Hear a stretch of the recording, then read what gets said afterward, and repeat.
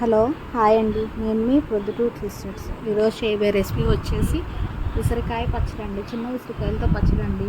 చిన్న ఉసిరికాయలు వచ్చేసి మా చెట్లకు ఉన్నాయండి. దానివల్ల ఇంకా ఇంట్లో చిన్న ఉసిరికాయలతో కూడా మేము పచ్చడి అండ్ జాము రెండు ప్రిపేర్ చేసుకుంటామండి. జాము వచ్చేసి ఇంకొక వీడియోలో ఉందండి, దాంట్లో చూడండి. ఉసిరి జాము కూడా చాలా టేస్టీగా ఉంటుందండి. చిన్నపిల్లలకి హెల్త్కి కూడా చాలా మంచిది.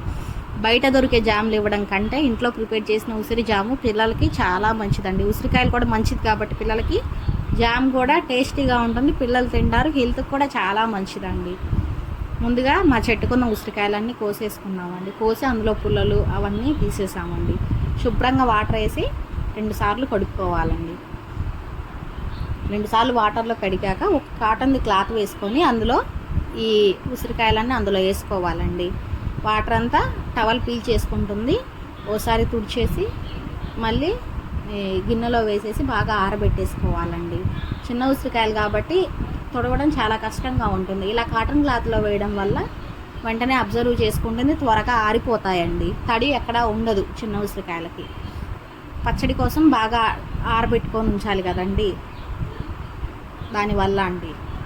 ఈ ఉసిరికాయల పచ్చడి కూడా పెద్ద ఉసిరికాయ పచ్చడి ఎలా ఉంటుందో చిన్న ఉసిరికాయల పచ్చడి కూడా అంతే టేస్టీగా ఉంటుందండి. నాకు తెలిసి ఇవి బండ్ల మీద అమ్మేటప్పుడు అందరు చూసి ఓన్లీ తినడానే అనే అనుకుంటారండి. కానీ మేము ప్రతి సంవత్సరము మా చెట్టుకు కాసే ఉసిరికాయలతో ప్రతి సంవత్సరం కూడా పచ్చడి అండ్ హోమ్మేడ్ జాము, మా పిల్లలు జాము కూడా బాగా తింటారండి. అందువల్ల జాము ప్రిపేర్ చేసుకుంటాము. ఆయిల్ హీట్ చేసుకొని అందులోకి ఉసిరికాయలు వేసేసుకోవాలండి. ఉసిరికాయ పచ్చడి కూడా చాలా ఈజీగా అయిపోతుందండి. ఒక 20 నిమిషాల్లో పచ్చడి చాలా ఈజీ ప్రాసెస్, ఈజీగా అయిపోతుంది. చూడండి, ఉసిరికాయలన్నీ మొత్తం అందులో వేసుకోవాలండి ఆయిల్ హీట్ చేశాక.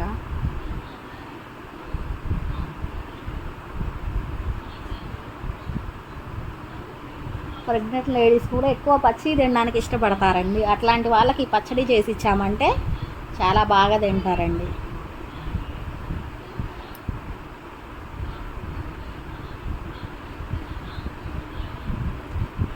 చూసారా అండి, నేను ఆయిల్లో వేసి 10 నిమిషాలు అయింది. కలర్ చూడండి ఎలా చేంజ్ అయ్యాయో, మంచి కలర్కి వచ్చాయండి.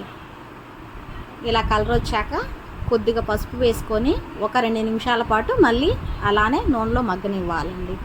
ఈలోపు కారం ప్రిపేర్ చేసుకోవాలండి. కారం అంటే ప్రతి పచ్చళ్ళల్లో ఏం చేస్తారంటే ఉప్పు కారం విడివిడిగా పోసుకుంటారండి. చిన్న ఉసిరికాయ పచ్చడి కాబట్టి అలా విడివిడిగా కాకుండా ఎల్లిపాయ కారం అని సిద్ధం చేసుకోవాలండి. గుంటూరు వాళ్ళకి ఎల్లిపాయ కారం అంటే తెలుసండి, ఆంధ్ర సైడ్ వాళ్ళకి తెలియదు. గుంటూరు సైడ్ అంటే ఆల్మోస్ట్ అందరికీ అర్థమైద్ది ఎల్లిపాయ కారం అంటే.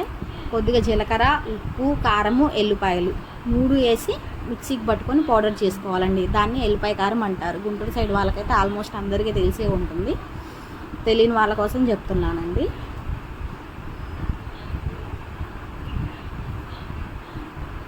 చూడండి, పసుపు వేసి ఒక 2 నిమిషాలు ఉంచేసుకొని తర్వాత ముందుగా మనం ప్రిపేర్ చేసుకున్న ఎల్లిపాయ కారం అందులో వేసుకొని కలిపెట్టుకోవాలండి.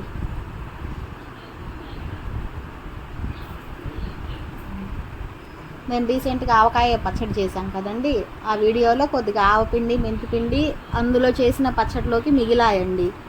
అందువల్ల ఇంక ఇప్పుడు మళ్ళీ ప్రిపేర్ చేయకుండా అందులో మిగిలినవి కొద్దిగా ఒక 1/2 స్పూన్ ఆవపిండి, ఒక 1/2 స్పూన్ మెంతిపిండి ఇందులో కూడా యాడ్ చేశానండి.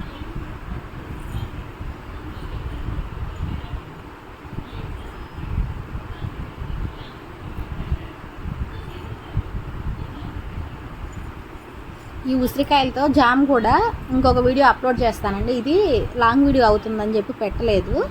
ఆ వీడియో కూడా చూడండి. ఖచ్చితంగా ఉసిరి జామ్ ట్రై చేయండి, పిల్లలు కూడా చాలా బాగా నచ్చుతుంది, పిల్లలు బాగా తింటారు, హెల్త్కి కూడా చాలా మంచిదండి. చూడండి ఎలా గ్రేవీగా ఎలా ఉందో పచ్చడి. టేస్ట్ కూడా చాలా బాగుంటుందండి. మీరు ఒకవేళ ఇలా పచ్చడి జాము ప్రిపేర్ చేసుకోవాలంటే ఇప్పుడు సీజన్ కాబట్టి బయట బండ్ల మీద అమ్ముతారండి, ఓసారి ట్రై